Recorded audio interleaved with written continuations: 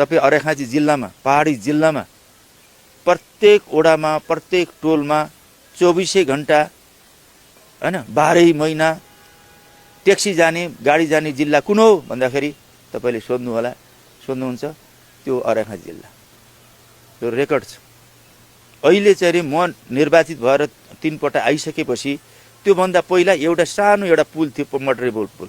अहिले 80 भन्दा बढी मोटरेबल भएका पक्की पुल भएका जिल्ला कुन हो भन्दा अर्घाखाँची।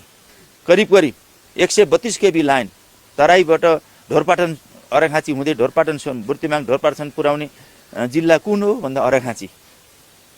खानेपानीमा करिब आत्मनिर्भर हुने एकाग्रस्त जिल्ला भएर पनि यो खानेपानीमा आत्मनिर्भर हुने जिल्ला कुन हो भन्दा अर्घाखाँची। यो छोटो समयमा विगतका कुरा छोडिदिनुस्, यो 10-12 वर्षको इतिहासमा यी कुराहरू।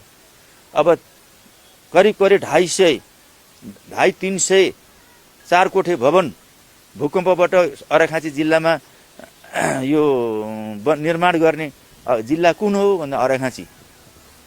जिल्ला हस्पिटललाई चाहिँ 50 बेडको 50 शैय्याको हस्पिटल बनाउने र 47 करोड रकमको चाहिँ भवन निर्माण र स्वास्थ्य सामग्री ल्याउनको लागि विनियोजन गर्ने जिल्ला कुन हो भन्दा अर्घाखाँची हैन। भनेपछि तपाईँ अनि पछि सुपा देउराली लगायतका पर्यटकीय क्षेत्रहरूलाई विकास गर्ने र अगाडि बढ्ने जिल्ला कुन हो भन्दा अर्घाखाँची। यहाँ टोपबहादुरको नाम भन्नुपर्छ। यहाँ जस्तो सुपा देउरालीमा हामीले एउटा मन्दिर मैले बनाउन लगाएँ, त्यो मन्दिर बनाउन लगाइसकेपछि त्यसमा 10औं हजार मान्छेहरूले रोजगारी सिर्जना भइरहेछ नि, तपाईँले देखिरहनु भएको छ। त्यसकारणले त्यस्ता पर्यटकीय क्षेत्रहरू हामीले विकसित गरेर सांस्कृतिक, धार्मिक, एग्रो टुरिज्म पनि हुन्छ।